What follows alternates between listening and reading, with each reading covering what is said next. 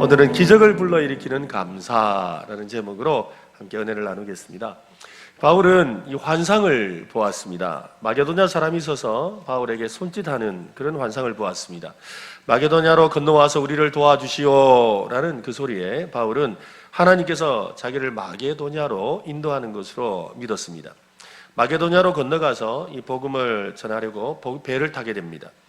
마게도냐의 첫 번째 성인 빌립보라는 지역에 도착합니다. 거기에 머물면서 복음을 전하기로 합니다. 유대인들이 평소에는 회당에 모여 있는데 그곳에는 유대인들이 많이 없었나 봅니다. 그래서 회당이 없었어요. 그래서 유대인들이 모여 있을 만한 기도처를 찾아가는데 그곳은 바로 강가입니다. 그래서 강가로 갔습니다.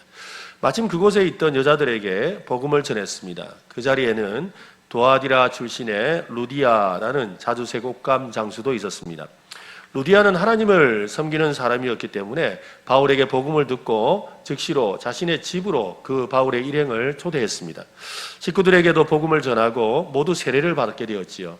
루디아는 바울 일행에게 자기 집에 머물면서 계속해서 빌립보에서 복음을 전해도 좋겠다라고 이렇게 배려해 주었습니다. 멀리 이국 땅에서 뜻밖의 그 인도와 위로를 받게 되어서 바울은 너무 감사하고 하나님께 영광을 올려드렸지요. 빌립보에서 복음을 전하던 어느 날이었습니다. 그날도 강가에 있는 기도처로 가던 중에 귀신 들린 어떤 요정 하나를 만났습니다. 그 요정은 이 점을 쳐서 자기 주인에게 많은 돈을 벌게 해주는 그런 이 소녀였지요.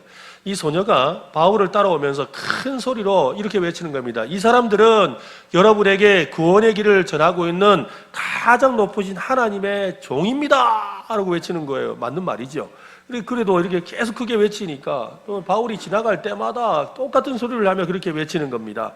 이것을 계속 듣는데 이러다가는 복음 전하기 힘들겠다 생각이 든 거죠. 그래서 참다 못한 바울은 돌아서서 귀신을 향해 호통을 쳤습니다.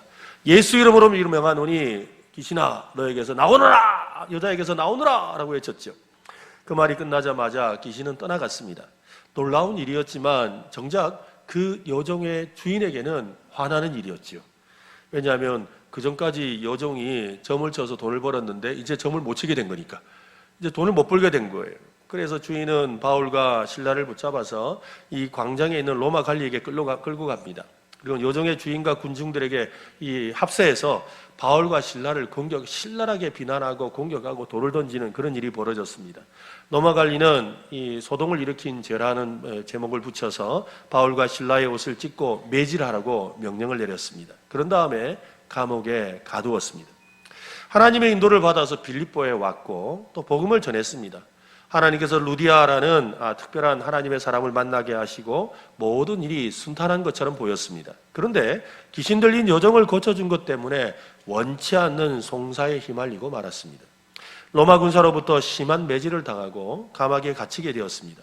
뭔가 일이 잘못되어 가고 있는 것이지요. 하나님의 일을 할 때 세상 사람들로부터 핍박을 받고 손가락질을 받고 또 이유 없이 이렇게 고난을 받을 때가 있습니다. 선한 일이든 악한 일이든 이익이 되면 좋아하지만 자기에게 손해가 되면 기를 쓰고 방해하고 해코지하려는 것이 또 세상의 사람들의 방식이지요. 사람이라면 누구나 억울한 일을 당하면 잠을 이루지 못합니다. 바울과 신라도 쉽게 잠들 수 없는 그런 밤을 보내고 있습니다. 군중들의 비난과 피투성이가 되도록 이 매로 맞은 고통과 또 왜 그런 일을 겪게 하는지 하나님의 그 선한 뜻이 무엇인지 알 수 없는 그 답답함이 자기의 영혼의 쓰나미처럼 밀려왔습니다.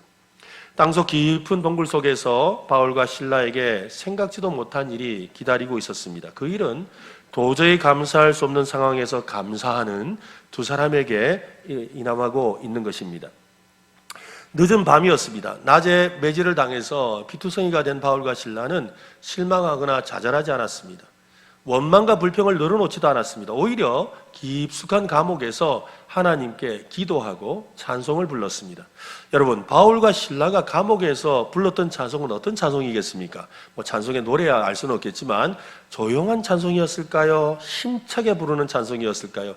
자신의 그 위로를 구하는 찬송이었을까요? 아니면 막 주님의 능력을 사모하는 그런 찬송이었겠습니까?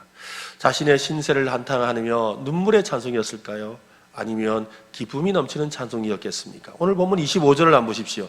같이 한번 읽어보겠습니다. 한밤중에 바울과 실라가 기도하고 하나님을 찬송하며 죄수들이 듣더라. 우리가 다른 건 모르겠는데 바울과 실라가 기도하고 찬송을 했는데 죄수들이 들었답니다. 여기서 죄수들은요, 바로 자기 옆에 있는 죄수를 말하는 게 아닙니다. 이 깊은 동굴 속에 여기에 감옥이 있고 또 한참 지나서 저쪽에 또 감옥이 있고 떨어져 있어요. 떨어져 있는데 이 바울과 실라가 기도하는 소리, 찬송하는 소리를 들었다는 말은, 여러분, 죄수들이 들었다는 말은 작은 소리로 찬송했다는 겁니까? 큰 소리로 찬송했다는 겁니까? 큰 소리로. 그죠? 작은 소리로 기도했다는 겁니까? 큰 소리로 기도했다는 겁니까? 큰 소리. 그죠? 큰 소리로 기도하고 찬송을 불렀다는 겁니다. 온 성도라는 이름을 가진 목사님이 있습니다. 가명이지요. 중국에서 이 탈북자들을 전도해서 그들을 예수 믿고 예수의 제자가 되게 한 다음에 한국으로 데려오는 그런 일을 하는 이 사역을 하시는 분입니다. 그분이 한 번은 탈북자를 데리고 동남아시아로 가려다가 이 중국 공안에게 붙잡혔어요. 왜냐하면 불법 체류자들을 이렇게 또 다른 곳으로 옮기는 일을 하는 이 일은 중국에서 굉장한 중범죄에 해당합니다. 그래서 이 목사님이 재판을 받고 10년형을 선고받았어요. 10년 동안 중국 감옥에 갇히게 된 거죠. 그래서 중국 교도소에 복역하게 되었는데요. 목사님은 그 중국 교도소에서도 실망하거나 좌절하지 않았답니다. 고린도후서 4장 7절 말씀, 이 보배를 질그릇에 가졌으니 이는 심히 큰 능력이 하나님께 있고 우리에게 있지 아니함을 아노라. 자기 안에 하나님이 계시다는 그 믿음을 가지고 이겨내야 되겠다는 믿음으로 잘 버티고 있었습니다. 하루하루 잘 지내고 있는데 어느 날 재수자 중에 바깥에서 조폭두목이었던 이 중국인이 있는데요. 그 중국인이 한국에 사람이 들어왔다는 이야기 듣고 불렀다는 거예요. 그래가지고 이 목사님이 그 조폭두목 앞에 갔어요. 갔더니 덩치도 크고 위협적인 얼굴을 하고 있는데 모두 무서워하는 그런 인물이었습니다. 그 조폭두목이 목사님을 보자 네 한국 사람이냐 물었어요. 그러니까 맞다고. 그러니까 다짜고짜 네 한국 노래 많이 알아? 그런 거예요. 조금 안다고 이랬겠죠. 그러자 자기가 좋아하는 한국 가요가 있는데 그 노래를 좀 불러보라는 거예요. 그 노래가 무슨 노래냐면 싸이라는 가수가 부른 오빤 강남스타일 그 노래를 불러보라는 거예요. 그 목사님이 중국에서 오래 있었고 목사 신분이라 가요를 잘 모르나 가요 같은 건 잘 모른다고. 그랬더니 아니 한국 사람이니까 한국 노래 좋다고 한국 노래 아무거나 불러보라고. 불러보라는 거예요. 그러니까 안 불렀다가는 지금 막 맞아 죽을 판인 거예요. 그러니까 목사님이 큰일 났죠. 그래 겁이 난 거예요. 그래서 머리는 하얘지고 막 생각이 없어진 거예요. 평소에도 아는 노래가 별로 없는데 노래 가사도 생각 안 나고 제목도 생각이 안 나는 겁니다. 그럴 때 갑자기 목사님 머릿속에 군대 시절에서 내부반에서 모두가 좋아하며 막 박수 치면서 힘차게 불렀던 그 노래가 생각이 났어요. 그래가지고 그가 갑자기 목이 터져라 큰 소리로 노래를 불렀습니다. 어두운 밤에 캄캄한 밤에. 여러분 가요 아닙니다. 막 어떤 분은 가요인 줄 알아요. 새벽을 찾아 떠난다 하면서 막 오직 밤이었어 하고 부른 거예요. 그러니까 막 이 실로암이라는 복음송이죠. 이 노래를 부르니까 조폭두목이 듣다가 야 그 노래 너무 좋다 너무 좋다 다시 불러봐. 그러니까 어두운 밤에 캄캄한 밤에 하면서 막 불렀어요. 그러니까 나중에 다음 날에도 다시 불러가지고 어제 그 노래 또 불러보라고. 그러니까 또 어두운 밤에 캄캄한 밤에 부르니까 야 너희들 따라 불러 해가지고 같이 막 어떻게 따라 부르는 거예요. 그렇게 몇 날을 불러서 이 노래를 지키더니 다음 날에는 야 계속 부르니까 지겹다. 다른 노래 불러봐라 이런 거예요. 다른 노래 불러니까 이 목사님이 더 용기를 갖고 나의 등 뒤에서 나를 도우시는 주 나의 인생길에서 하면서 막 이 찬양을 또 불렀어요. 그러니까 조폭돔이 야 그 노래도 좋다 이러면서 그러는 거예요. 그러니까 이 목사님이 더 용기가 생긴 거예요. 그런데 다음번에 무슨 노래 부를까? 뭐 부를 거냐 이렇게 죄에서 자유를 얻게 하면 보혈의 능력 하면서 주의 보혈 하면서 이 찬송을 했대요. 그런데 이 찬송을 하면서 이 목사님이 자기 마음속에 오히려 기쁨이 넘치더라는 거예요. 내가 왜 이렇게 중국 감옥에 gat혀가지고 이런 일을 겪나? 왜 하나님 내가 하나님을 위해서 선교 일을 하다가 이렇게 감옥에 갇혔는데 하나님 왜 나를 이렇게 그냥 10년씩이나 복역하게 두셨냐? 그래서 마음이 답답했는데 이 찬송을 부르면서 어두운 밤에 캄캄한 밤에 새벽을 찾아 떠난다. 나 오직 주님밖에 없습니다. 하나님께 감사하리라. 실로암 내게 주심을. 그죠? 나의 등 뒤에서 도우시는 주, 나의 인생길에서 지치고 고나여 괴로울 때도 나를 밀어주신다는 그 찬송을 부르고 죄에서 자유를 얻게 되는 것은 보혈의 능력이다. 막 찬송을 하다 보니까 마음에 기쁨이 확 올라오면서 그러면서 교도소 생활이 너무 행복해졌다는 거예요. 그리고 더 감사한 것은 10년 복역해야 될 걸 2년 6개월로 줄어들어 버렸어요. 그런 역사가 일어난 거예요. 바울과 실라는 감옥에 지금 갇혀 있습니다. 매를 맞아서 온몸에 살이 터져서 피가 나고 멍이 들고 부어 있습니다. 발은 착고에 묶여 있었고 온갖 지저분하고 더러운 냄새가 진동하는 그런 어둡고 습한 곳입니다. 이 감옥들이 대부분 지하 동굴이에요. 아무도 하나님을 찬양할 수 없는 그곳, 세상을 향한 원망과 불평과 비난과 저주가 가득한 그런 곳이지요. 그런 또 사람들로 가득한 곳이 바로 바울과 실라가 갇혀있던 감옥입니다. 그곳에서 하나님을 찾으며 부르짖는 기도를 그들이 드리고 있는 거지. 하나님의 영광과 그리스도의 능력과 권세를 젖먹던 힘까지 사용해서 전심으로 찬양을 했던 겁니다. 동굴안 곳곳에서 수감된 다른 죄수들이 들을 수 있을 정도로 그렇게 크게 하나님을 찬양한 것입니다. 그때 지진이 일어났습니다. 집터가 흔들리고 감옥 문이 모두 열리는 그런 역사가 일어났습니다. 죄수들을 묶고 있던 쇠고랑이 모두 풀어졌지요. 어려움을 당할 때 두 부류의 사람이 있습니다. 깊은 어둠에서 헤어나오지 못하고 어둠 속에서 주저앉는 사람이 있는가 하면 깊은 어둠을 더욱 힘있는 삶으로 변화시키는 사람이 있지요. 여러분, 이 두 사람의 차이가 어디에 있겠습니까? 한 사람은 원망하고 어둠 속에 좌절하고 있고 한 사람은 어둠 가운데서 오히려 일어서는 사람이 있는데 두 사람의 차이가 어디 있을까요? 그것은 바로 감사하는 태도에 있습니다. 한번 따라 합시다. 감사합시다. 감사하는 마음에서 시작하는 거예요. 감사하는 마음은 하나님께로 나아갈 때 찾아오는 것이지요.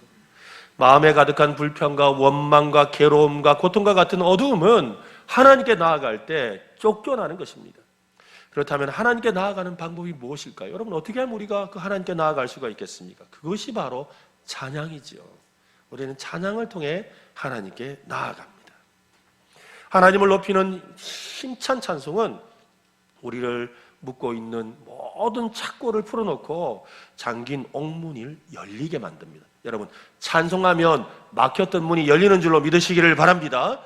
그죠? 감사 찬송하면 그런 역사가 일어나요. 그래서 어떤 분은 말하기를 오늘 이 바울과 실라가 찬송할 때 7가지의 문이 열렸대요. 7가지의 문. 7가지의 문이 열렸다. 첫 번째는 바울과 실라의 마음 문이 열리고 노래하는 입술의 문이 열리고 또 하늘 문이 열리고 또 그들을 묶고 있던 착고가 풀려지는 속박의 문이 열리고 그들과 갇혀져 있던 옥의 문이 열리고 간수가 예수를 믿는 구원의 문이 열리고 빌립보 교회가 탄생하는 선교의 문이 열렸습니다. 찬송하면 여러분의 삶에도 그런 모든 문이 열리게 될 줄로 믿으시기를 바랍니다. 그래서 시편 기자는 이렇게 찬송하지요. 시편 100편에 보면 온 땅이여 여호와께 즐거운 찬송을 부를지어다. 기쁨으로 여호와를 섬기며 노래하면서 그의 앞에 나아갈지어다. 여호와가 우리 하나님이신 줄 너희는 알지어다. 그는 우리를 지으시니요 우리는 그의 것이니 그의 백성이요 그의 기르시는 양이로다. 4절 같이 읽겠습니다. 감사함으로 그의 문에 들어가며 찬송함으로 그의 궁정에 들어가서 그에게 감사하며 그의 이름을 송축할지어다. 여러분, 시편 찬송은 중요한 영적 원리를 말하죠. 찬송은 감사를 불러일으킨다는 겁니다. 기쁨으로 찬송할 때 감사함으로 문에 들어간다는 거예요. 뭐예요? 감사하면 문이 열려서 하나님께로 나아가게 된다는 말입니다. 바울과 실라는 지금 겪고 있는 어려움과 부당함을 두고 하나님께 간절히 기도했습니다. 답답한 마음을 하나님께 내놓고 마음을 토하는 그런 기도를 드렸지요. 그런데 그들은 기도만 한 것이 아닙니다. 찬송했습니다. 하나님 참 잘하셨습니다. 하나님 감사합니다. 이게 찬송이잖아요. 찬송이 이거 아닙니까? 하나님 하신 일을 찬양합니다. 하나님 참 잘하셨습니다. 하나님 놀라운 일을 하셨네요. 하나님 정말 감사합니다. 감사합니다. 감사합니다. 이게 찬송이잖아요. 사도 바울과 실라가 바로 감옥에서 그것을 했다는 거예요. 감옥에서 지금 아프고 막 피가 터져 엉망인데 그들은 뭘 했다고요? 아, 하나님 감사합니다. 하나님 찬양합니다. 하나님 큰일을 행하셨습니다. 이런 놀라운 일을 하셨군요 라고 그들은 지금 하나님을 찬송했다는 것이지요. 감사의 노래를 불렀다는 겁니다. 감사의 노래를요. 어떤 목사님은 찬양은 성령의 불길을 활활 일으키지만 원망과 불평은 성령의 불길을 소멸시킵니다 라고 합니다. 우리는 언제나 원망 대신에 감사, 그죠? 불평 대신에 찬양을 불러야 합니다. 입을 넓게 열어서 하나님을 높이고 찬양할 수 있기를 바랍니다. 적어도 오늘 이 추수감사절에 우리의 입술에 감사, 찬송 넘치시기를 바랍니다. 그래서 오늘 하루 종일 감사합니다, 찬양합니다, 감사합니다. 이것이 우리 입에 붙어있는 저와 여러분 되시기를 바랍니다. 그러면 감사의 노래로 모든 역경 가운데서 하나님의 영광이 빛나게 될 줄로 믿습니다. 훗날 빌립보 교회에 사도 바울이 편지를 보내면서 그곳에서 복음을 전할 때 겪었던 일들을 기억하면서 여러 가지 권면을 합니다. 그의 권면의 가장 중요한 핵심은 기뻐하라입니다. 기뻐하라. 빌립보서는 기뻐하고 기뻐하라를 강조하거든요. 빌립보 교인들은 지금 예수를 믿는 것으로 어려움을 겪고 있습니다. 그들 중에 여러 가지 핍박과 경제적인 어려움 때문에 그리스도를 믿는 것을 부끄러워하기도 했습니다. 어떤 사람들은 두려움에 움츠러들어 있기도 했지요. 그들에게 바울은 이 편지를 통해서 기뻐하라고 권면합니다. 바울이 빌립보 교회를 향해서 전하는 그 위로의 메시지, 기뻐하고 기뻐하라고 할 수 있었던 것은 그 이유는 어디에 있을까요? 어떻게 해야 고난 가운데 기뻐할 수가 있겠습니까? 감사라는 말이었어요. 감사하라. 감사는 하나님과의 관계에 대한 확신에서 나옵니다. 여러분, 어려운 가운데서도 감사하는 마음, 그것은 하나님을 믿는 믿음에서 나오는 거예요. 하나님을 믿는 믿음이 감사를 일으키는 거지요. 기쁨은 감사하는 사람에게 주시는 선물입니다. 바울과 실라가 고난의 칠흑 같은 밤중에도 찬양으로 감사했을 때 그들의 심령에 평안이 찾아왔고 기쁨이 넘쳐서 더욱 크게 찬송할 수가 있었던 거지요. 감사하는 사람은 인생의 한밤중에도 하나님과의 관계가 끊어지지 않습니다. 그래서 빌립보 교인들에게 바울은 지금 겪고 있는 고난에 대해 기뻐하고 기뻐해야 되는 이유를 말하는데요. 빌립보서 4장 7절 말씀이에요. 같이 한번 읽읍시다. 그리하면 모든 지각에 뛰어난 하나님의 평강이 그리스도 예수 안에서 너희 마음과 생각을 지키시리라. 도무지 우리의 머리로 이해할 수가 없고 기대하지 않았던 하나님의 평강이 우리의 마음에 찾아올 것이기 때문이죠. 그 평강이 바로 감사합니다. 여러분. 감사하는 마음이 평강이에요. 감사하는 마음을 가지면 마음에 평안이 와요. 그런데 그 감사는요, 우리가 이해할 수 없는 모든 지각에 뛰어난 하나님의 은혜라는 거죠.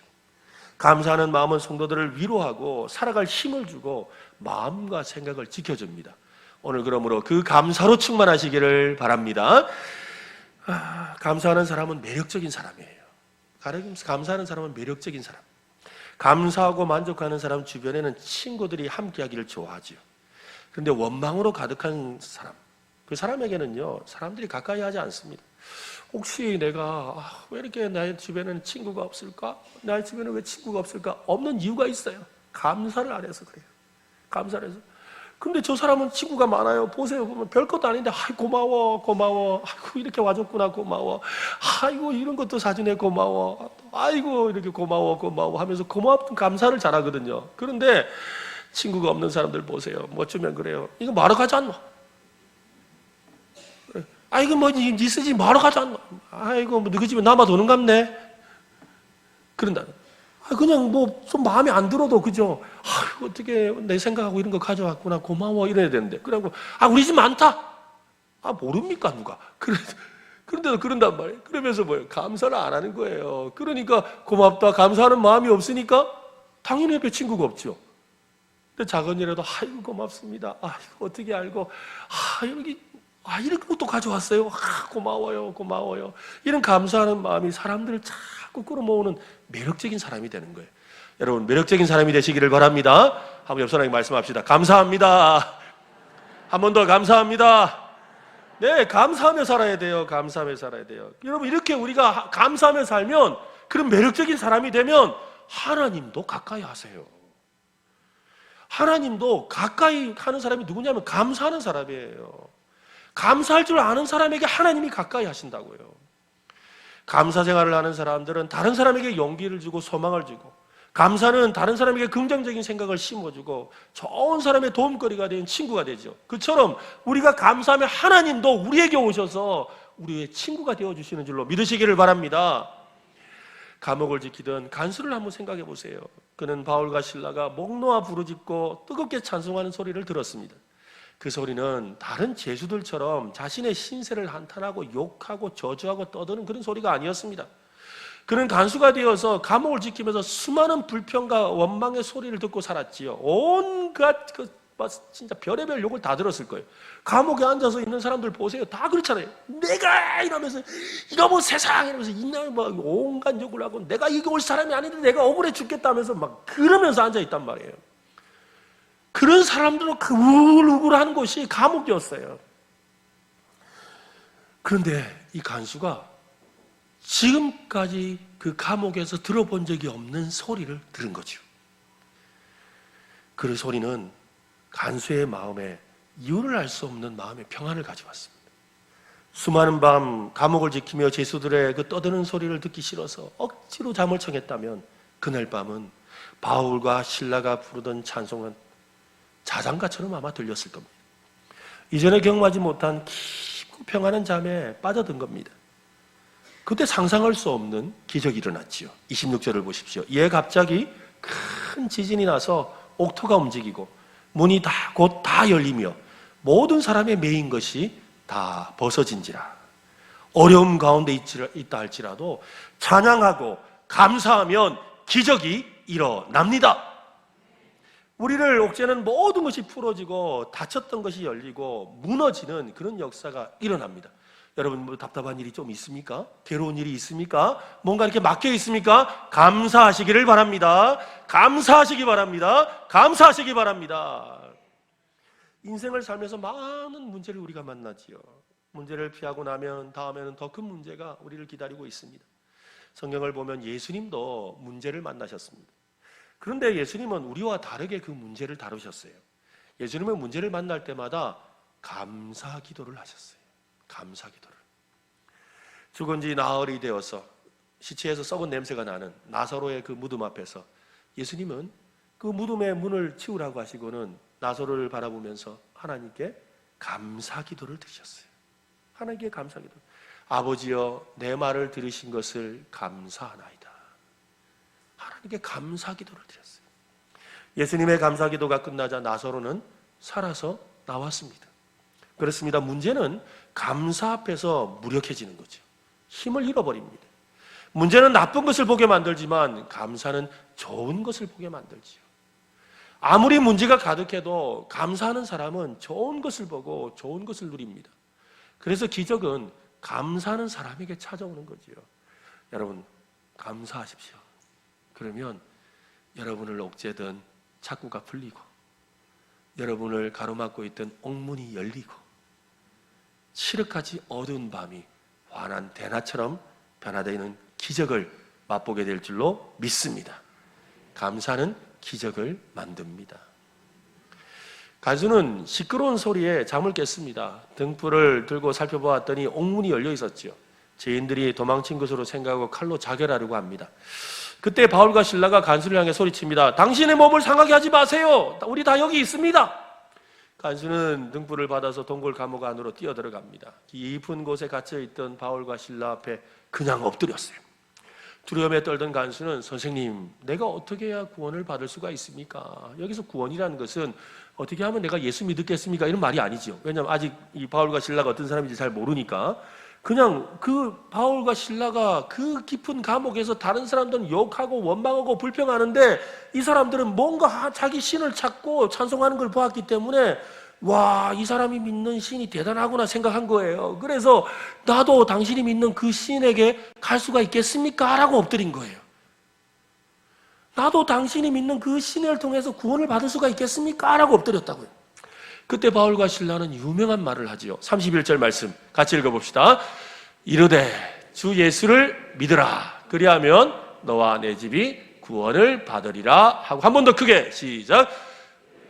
주 예수를 믿으라. 그리하면 너와 내 집이 구원을 받으리라 하고 간수는 바울과 실라를 자기의 집으로 데려갑니다. 바울은 그곳에서 주님의 복음의 말씀을 간수와 그 집에 있는 모든 사람에게 전합니다. 간수와 온 가족은 세례를 받고 하나님을 믿고 크게 기뻐하게 되었다고 합니다. 감사라는 문을 통해 하나님의 기적이 임하고 있는 것이지요. 어떤 기적이 일어났습니까? 간수와 그의 가족들의 마음이 열려서 구원을 받았습니다.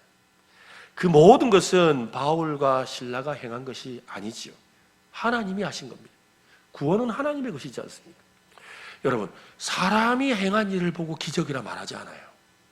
그죠? 사람이 행한 일을 가지고 기적이라 말하지 않습니다.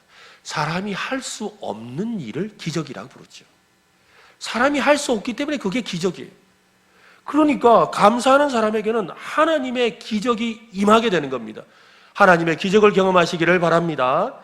사람의 손이 아니라 하나님의 능하신 오른손이 하시는 일, 최고의 기적은 죽은 자가 살아나는 것이지요. 영적으로 죽은 자가 예수를 믿고 구원받는 기적보다 더 큰 기적은 없습니다. 그래서 감사는 전도의 문을 열고 구원의 문을 통과하게 하는 것입니다. 전도는 보이지 않는 하나님을 사람에게 전하는 것이지요. 그렇지 않습니까? 우리가 복음 전하러 가면 그래요. 당신 하나님 믿나? 그래요. 하나님 있나? 물어요. 하나님 있나? 그래, 하나님을 증명해 보여야 되죠. 네가 믿는 하나님은 어떤 분인데? 하나님 말해줘야 돼요. 그죠? 교회도 마찬가지예요. 교회도, 여러분, 교회가 절처럼 저 산 꼭대기에, 산 구석에 어디 숨어 있지 않고 동네 가운데 있잖아요. 왜 있겠어요? 왜 교회가 동네 가운데 있습니까? 동네 가운데서 하나님을 보여주라고 교회가 있는 거예요.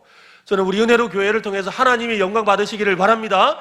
여러분, 그렇게 되어야 돼요. 교회에 하나님이 계시는, 그래서 사람이 지나가다, 야, 저 교회에 하나님이 있대. 저 교회에 하나님께 있다. 이렇게 이야기하는 그 소리를 들어야 돼요. 그게 교회가 있어야 될 이유인 거예요. 마찬가지로 믿는 성도가 하나님을 보여줘야 돼요. 근데 우리가 보이지 않는 하나님을 어떻게 보여줄 수가 있겠습니까? 어떻게 우리가 보이지 않는 하나님을 증거할 수가 있겠습니까? 그것은요, 성도들의 감사하는 삶을 통해, 감사하는 입술을 통해 증거할 수 있는 줄로 믿으시기를 바랍니다.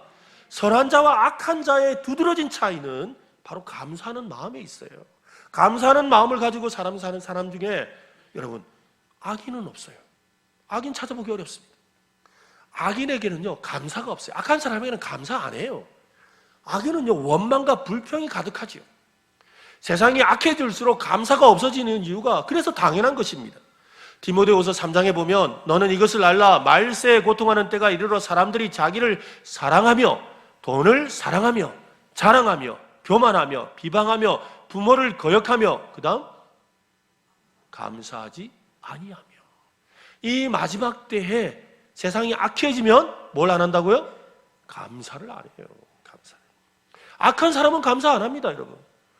그러니까 내가 감사가 있다는 것은 내 안에 하나님이 계시다는 것이고, 감사가 있다는 것은 내가 하나님의 사람이라는 것입니다. 여러분, 하나님의 사람이 맞습니까?